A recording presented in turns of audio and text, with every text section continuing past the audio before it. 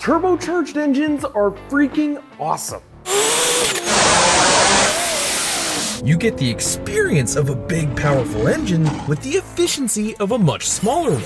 And manufacturers know this, which is why, as of today, roughly 50% of all new cars sold are turbocharged. But building a properly reliable, EPA-compliant turbocharged engine is no small challenge. And today, we're talking about some of them that would have been better off laying dead in SolidWorks hell than ever being put into production. Let's get into it.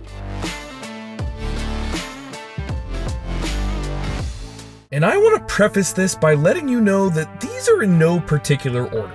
And furthermore, several of these engines aren't bad because they don't have potential to make a gazillion horsepower with the correct supporting mods, but rather in stock mechanical form either don't work well from the factory or don't willingly accept modifications without several hundreds or even thousands of dollars being poured into them. That being said, if you've got one of these that's mostly stock and has been mostly maintained, you should most likely have a decent ownership experience, aside from BMW's earlier N63 and maybe Audi's 2.7. So let's kick things off with a few that just straight up suck, regardless of maintenance history, starting with the Maserati Biturbo. We'll make this one quick. The Biturbo, in almost every iteration, is a handsome car. However, it's also universally regarded as one of the least reliable cars you can buy, at any price.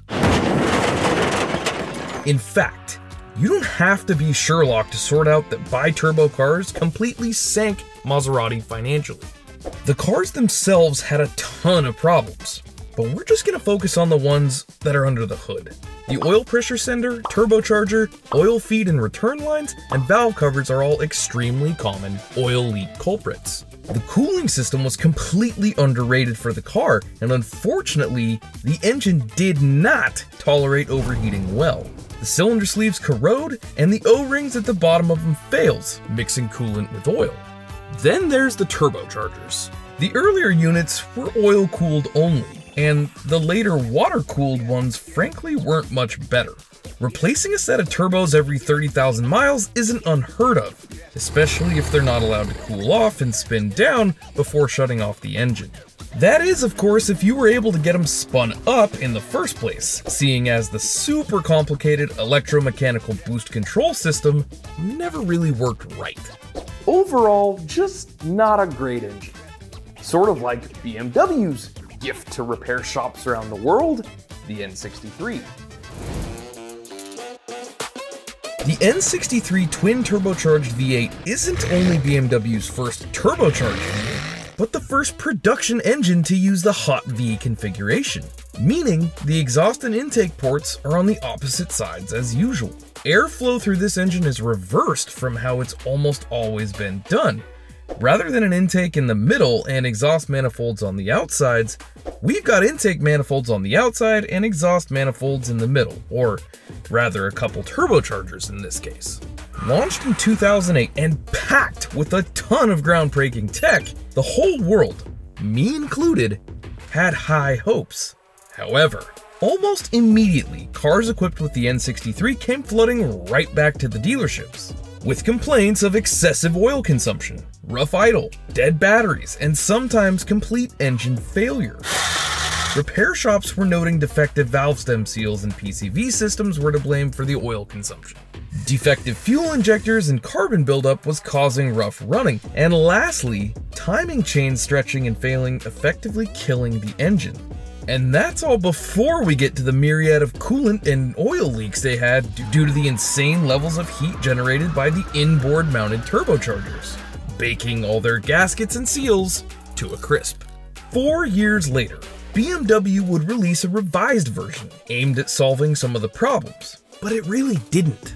It got so bad, in fact, that BMW released what they called the N63 Customer Care Package, which was an attempt to get the cars with this engine fixed without turning it into a full-blown recall. Here's what they did. Replace all the batteries with larger AGM units and update the software. And then authorize dealers to replace batteries as often as every oil change if necessary. Lower the oil change interval from 15,000 miles down to 10,000 and overfill the sump by a full liter. Of course, update the software so the car doesn't complain about being overfilled and doesn't cry out for being underfilled until it's nearly catastrophic. Replace the updated fuel injectors with even newer, again revised injectors. Perform a carbon clean as necessary, which involves removing the intake manifold, which, remember, lives in an unreachable spot on this engine. Replace the entire PCV system. Replace valve stem seals as required. Check timing chain wear at each and every oil change, and replace chains if necessary. Replace the mass airflow sensor, replace the engine vacuum pump, and all that adds up to over 40 hours of labor on what at the time were essentially brand new cars. So, yeah. We're now on this engine's 4th iteration, and so far it seems like they've finally exorcised its demons. I suppose time will tell. This is an engine that I honestly hate to have to put on this list, because the engine itself is actually really solid. Here at Ideal, we've had a couple of them, and it's not that they spin bearings or wear out cylinder walls or anything like that. The problem with this one is nearly everything that's attached to it, especially now that they're all at least 20 years old. For starters, the earlier engines used a dedicated ignition control module instead of fully integrated coil-on plug design. Those modules would fail, and you'd lose a whole bank of cylinders. If you didn't shut it off pretty quick, you'd melt down your catalytic converters. Which I guess is okay, since you probably needed to remove the cats to get the failing turbochargers replaced anyway. Then there's the timing belt situation. It's complicated if you're not an Audi tech, and requires special tools to replace. Which would be fine if you only had to do it as per the maintenance schedule. But because they have water pumps that like to fail, chances are you'll be in there in between services. The entire complicated PCV system was brittle even when these cars were relatively new, and heat and time haven't been kind. They like to snap apart just from being looked at wrong. They have nearly perpetual oil leaks from the camshaft seals, and various boost pressure problems are common. From failing wastegate control solenoids to torn boost hoses, the worst part is some of the parts for these are becoming unobtainium, and the parts you can find are extremely expensive. With all that said though, if you can somehow manage to look past all that and commit to just keeping one of these on the road, you've got big potential to make huge power. Just don't say I didn't warn you about upkeep costs. While we're on the subject of German engines, let's touch real quick on another Volkswagen Group engine, the 2-liter turbo. Specifically, the earlier TSI chain drive engines. The even earlier belt drive FSI engine had their share of problems too, but nothing quite like the first few years of the chain drives. There wasn't a whole lot on this engine that frankly didn't go wrong, from various oil leaks to various camshaft problems, water pumps and thermostats that like to fail, intake manifolds that break internally and fail, fuel injector problems, ignition system problems, turbocharger problems, and the two big ones, timing chain failure and oil consumption. Timing chains on this engine constantly fail at right around 100,000 miles, and you guessed it, parts aren't cheap, and you'll need a special tool to do it properly. As for the oil consumption, it became such a big problem that there was a class action lawsuit, and VW Audi was forced to launch a service campaign where dealers would perform an oil consumption test.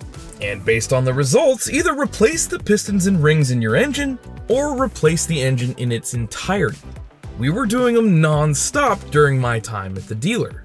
Luckily, most of the shortcomings on this engine were fixed with its successor, the EA888, that launched in 2014. The Hyundai Kia Theta series of engines was supposed to finally cement these companies as a true alternative to more traditional automakers for a wide range of cars. But then, they didn't. Because not long after this engine started hitting the streets, they started going wrong, starting with complete engine failure. There was the known issue of machining contaminants not being properly flushed out of the crankshaft, leading to seized bottom end bearings. Then there was the detonation problem. The knock sensor's algorithm wasn't very well written, and people would drive around for thousands of miles with severe detonation, causing permanent damage, before the company finally released an updated ECM software. Carbon buildup on the intake valves is a common issue, as is excessive oil consumption. So far, over 1.2 million cars have been recalled. But luckily, if you're the original owner and the car has less than 100,000 miles on it, chances are you're still under warranty. So it's not all bad, I guess. 80s Chrysler. The 2.2-liter turbo engine was born from an interesting time in automotive history, where essentially the Chrysler Group bought the 1.7-liter design from VW for use in their own subcompact car, the totally rad Dodge Omni / Plymouth Horizon. But then they decided they'd go ahead and build their own. They started by using an aluminum cylinder head on an iron block, which was pretty advanced for an American car back in its day. But the problem started when they got the metallurgy all wrong, and forgot to use an anti-corrosive coolant. The result was frequent head gasket failure, and left unchecked, the head itself would crack. Then there was the absolutely horrendous fueling and ignition systems, causing the car to be about as reliable as the weatherman. And then they turbocharged it. Didn't change anything else, just installed a turbo and let it rip. No internal changes, no external changes. They didn't even add an intercooler. And when poor Carroll Shelby was commissioned to tune it, even he was only able to squeeze out 107 brake horsepower. So, it was unreliable, slow, and found in some pretty awful cars. To Chrysler's credit though, the later versions of the engine were actually pretty good. Good enough even to crown the Dodge Spirit RT as the fastest sedan in North America on its debut. So there's that. Honorable mention time. See, the thing is, this engine isn't that bad, and I can forgive it because the car it's bolted into is just so damn fun to drive. The biggest one here is the timing chains. They are a common weak spot, but they're not as big of a chore to replace as some of the other engines. Sure, they have carbon issues and injector problems and a few other things, and the transmissions that they're connected to, frankly, aren't the greatest. But overall, the drivetrain is okay, and if you can put up with everything else that goes along with owning one of these cars, I don't think I'd let the engine's quality alone deter you. So there you have it, guys. Some of the worst turbocharged engines ever made. Have you ever owned one of these? What was your experience with it like? What are some engines we missed? I want to know. So let me know down in the comments. Go check out some other ideal content right over here, or go watch whatever YouTube thinks is best for you right over here. This is Trav. This has been absolutely ideal, and I'll catch you all in the next one later.